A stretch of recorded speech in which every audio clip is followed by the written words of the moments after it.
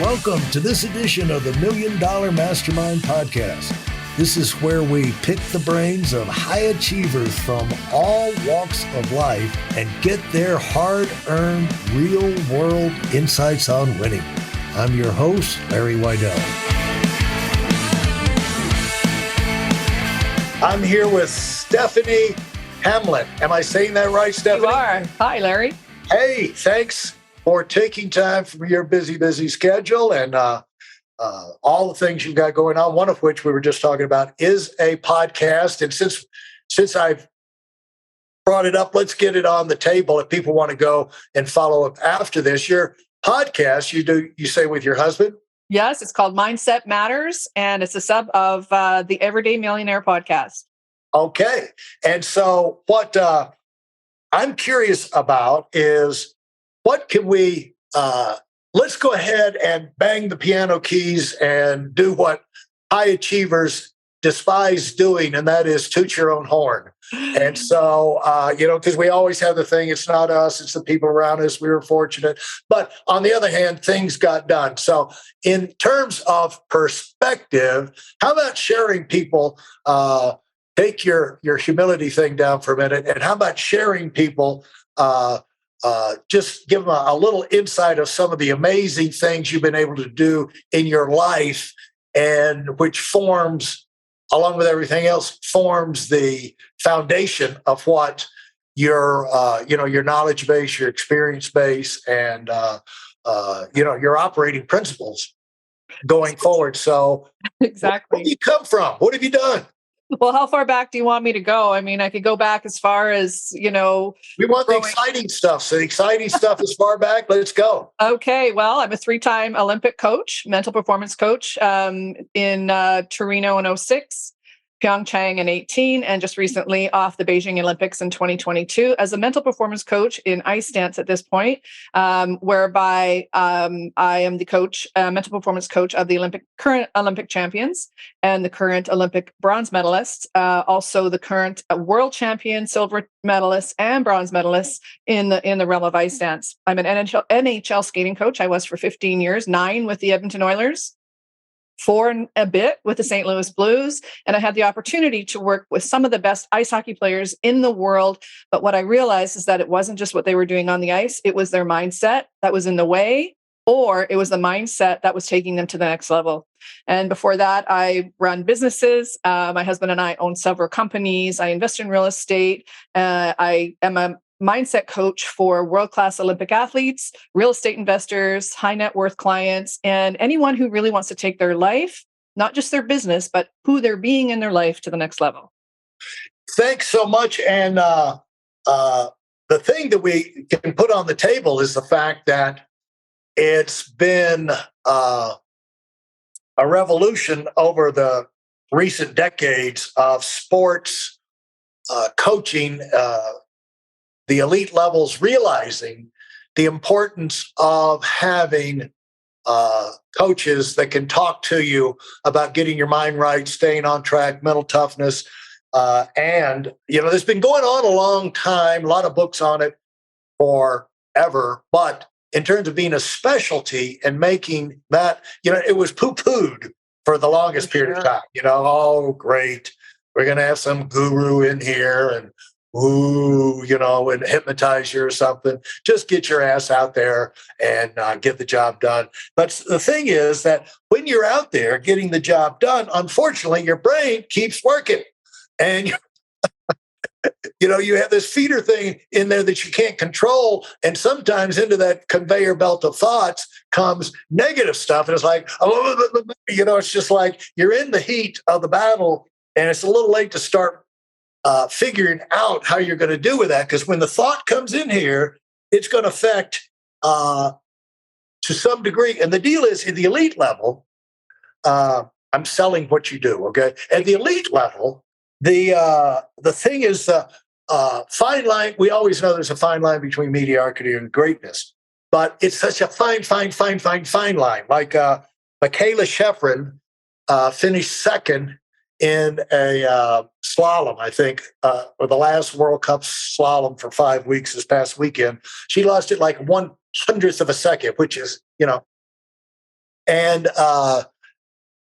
when of course, she's smart enough not to be upset about it. She said, all I know is I skied great. And what's her name? She found a little bit of line. She maybe, God bless her. I'm happy for her, And so the thing is, at the top level, we've known all along for every position out there, there's at least 1,000 people that have the physical ability to do it.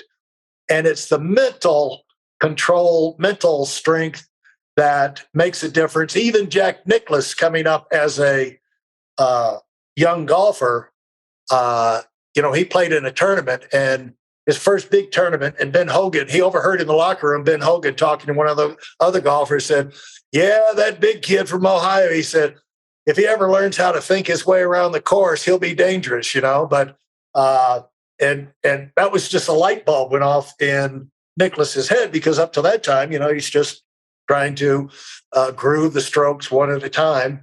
And the idea of thinking his way around the course just was something hadn't thought about. So I imagine there's a lot more acceptance for what you're doing now than there was in the beginning.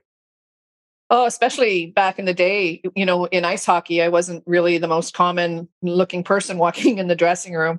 So I really had to earn my way in. And that was using the vehicle of skating, where I could actually live in their world from a level of credibility and never really ever wanting to be one of the guys. And I think that's what happened at the beginning, is that I was able to really see who they were and what was going on and speak to them in their language. My mentor was my sports psychology professor at the University of Alberta. He happened to also work with the Edmonton Oilers at the same time. And he taught me a lot of lessons, is that when you're dealing with an athlete, you're also dealing with his physical ability, yes, but also the mental ability. But the emotional capacity is really what is connected to the way they think. And so I started very early on understanding that the emotional resilience and the emotional quotient was just as important as their physical ability. They had trainers, they have nutritionists, they have all the people in the world surrounding them, but they were afraid of sports psychologists.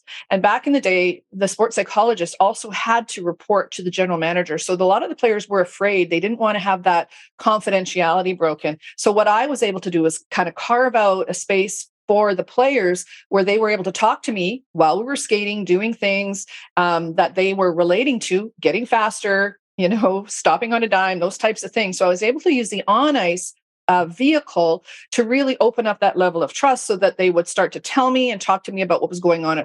So emotionally, I could help them start to remove the blocks, mentally teach them how to focus, access their adversity quotient and their ability to be resilient, and at the same time, keep their emotions in check. So I took the physical, the mental, and the emotional, wrapped it all around them, and then started to treat them like the champions that they were, and they started to elevate. Now, nothing causes your credibility to increase like success. And can you think back to some early successes you had in dealing with individuals that caused you to gain wider acceptance, and people say, yeah, we've got to have this as part of our program? Yeah, I can actually. And I think because I just kept my nose down, and, Glenn Sather, who was our general manager at the time, said, keep your pants on, your nose clean, and your mouth shut, and you will gain credibility. For those of you who are sick and tired of fooling around and are dead serious about wanting to move up fast, I've got something especially for you. I've combined the best insights from over 40 years in business and making $70 million in income and compressed them into a free webinar. That's right, it's a free resource. If you want to find out exactly what the concepts are that I use in coaching million-dollar earners, register now at WeidelOnWinning.com. You'll discover the 5-part framework used by so many to reach their financial, personal, and professional goals. You can find that link in this episode's show notes.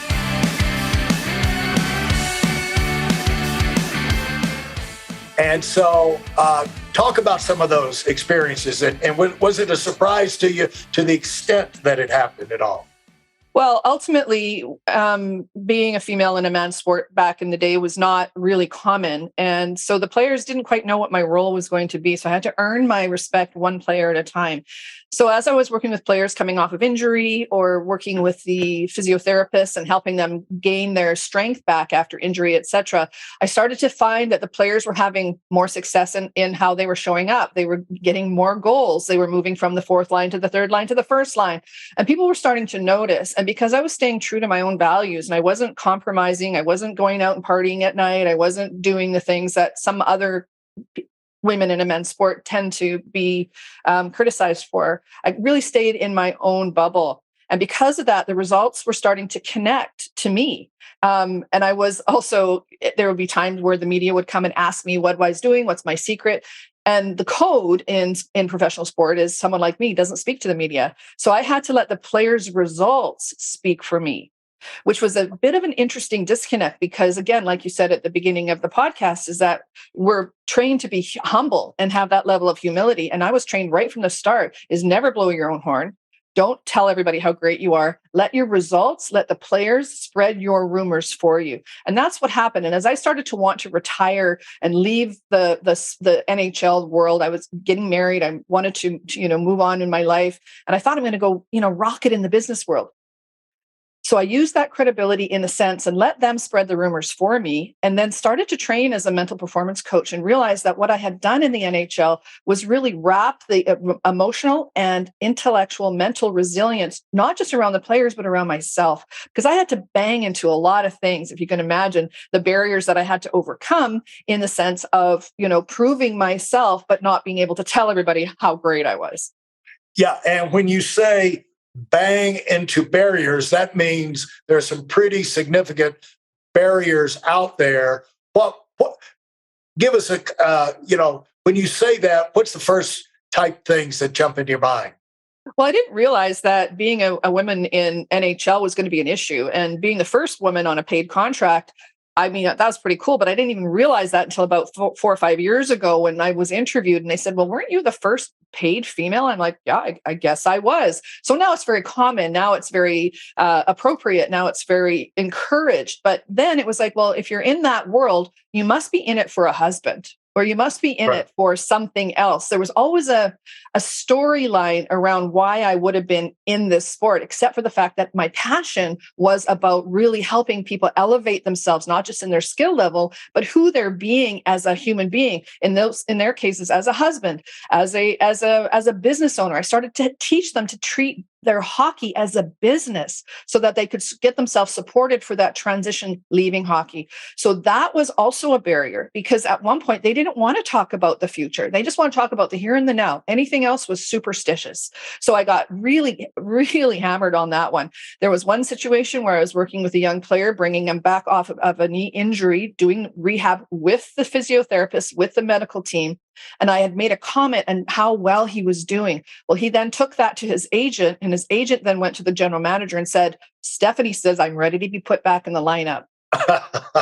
And you know what? I learned very early that Steffany doesn't say anything like that. And I certainly didn't. I was just giving him encouragement. Right. So I had to learn about how to use my language in a way that didn't create those barriers. So let's talk about, people listen to this podcast for takeaways, and takeaways that you can get that, I don't know how conscious you are of what you did right early on, but I think you do. And that is that those temptations are always there to get sidetracked.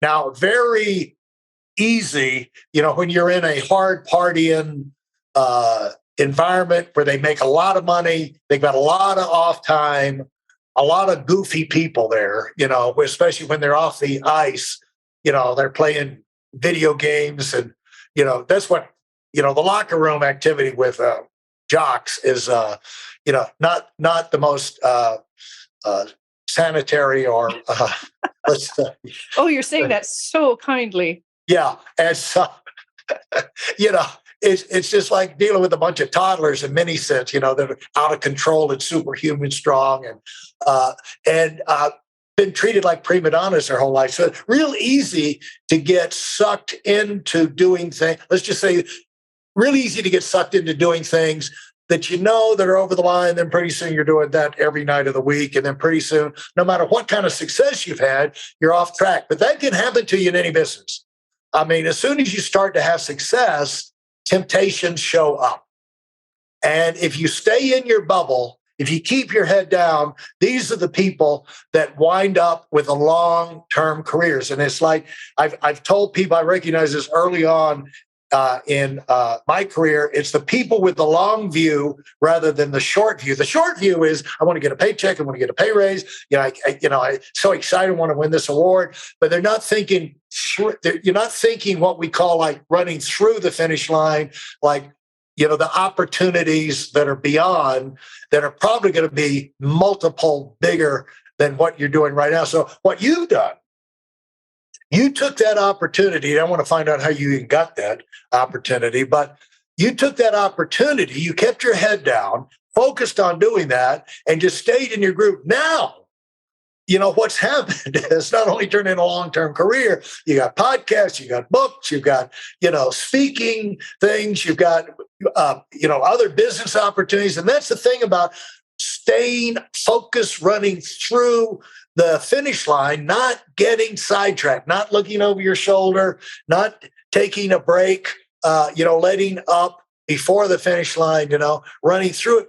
It's the opportunities that are on the other side are so staggeringly bigger than anything you can see before you finish the finish line. Because I would imagine you had no idea the kind of doors that would open for you. You're just trying to finish the season and keep your job. Am I right? So true. The term delayed gratification, has really come back around when I look back and thinking about, what was I really in it for? And, I was stuck true to my values. I was raised by a very powerful woman who did the same thing in business. She was, the first woman to ever be invited to a dinner of, IBM and all the big computer things back in the day. And she really held her own. And I think I saw that and modeled that in a way, but it was unconscious. And when I realized that I could do something that I love to do, I was only really good at two things: skating and talking.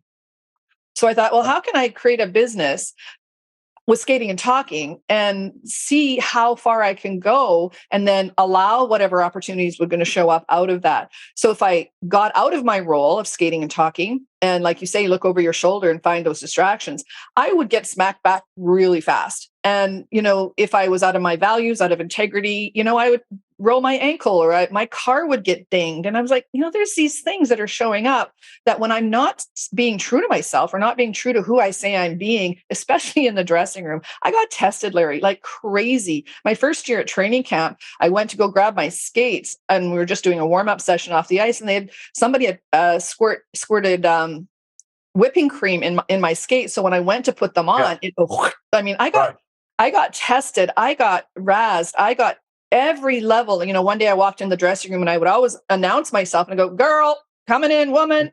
And they would just all of a sudden cover themselves. And it was great. But one day they thought it would be really funny when I announced myself to come in, because I had to go through in order to get to the trainer's room. They all stood up and they dropped their towels. Yeah. But because I didn't bite, I didn't freak out, I didn't scream, I didn't do anything. I just was like, "Oh, interesting. Yeah. Nicely done, guys." Yeah. I just was chill in those moments that they was like, "We can't get to her." So they finally stopped. You did take all the fun out of that. That would have been, I'm sure they thought they had you that time. They really did. And you know what? I would, shaking inside, but it wasn't really important. It was really important to me not to show it, because it was more important to me to get to the back room to work with the players that I needed to work with, rather than let them get to me that way. And I think over time, over the 9 years I was with Edmonton, they really saw that I was the same on the ice, off the ice, at a Christmas party, if we would run into each other at restaurants. I'm exactly the same person. So they started to trust that. And that is what that golden thread started to weave when I wanted to retire, become a speaker, and I wanted to train as a mental performance coach, because I thought I was going to get out of sport. I really did. Right. Well, first of all, let me just say, since they probably already had a ton of respect for you by what they chose to put in your skates, because knowing a locker room, there's a whole lot of nastier stuff they could have stuck in those skates. Isn't that the truth? Hey, was Gretzky with the Oilers during that time? No, he left in 88. I didn't start till 90, so I didn't have the privilege, but I did get a chance to work with him in a project in the late 2000s in Arizona when he was with Phoenix and the Coyotes, and we did a long-term project together called Thermoblade, and that was sort of a bucket list thing for me. When he left, I was actually in Edmonton when he came to Edmonton with Peter Pocklington. And then my goal was to always work in the NHL. And I thought I was going to be a coach, but my dad's like, okay, well, you could do that. You could do that. Or you could, find a different way to move into the NHL. And I thought I'd just get there before Gretzky left. And I missed him by 2 seasons. Thanks for listening to the Million Dollar Mastermind. If you felt there were any valuable takeaways from this episode, please take a minute and leave us a 5-star review. Your feedback is important and really helps us get the word out to a wider audience. Remember, we have a valuable webinar that is absolutely free. Register for it right now at WeidelOnWinning.com. Thanks for listening.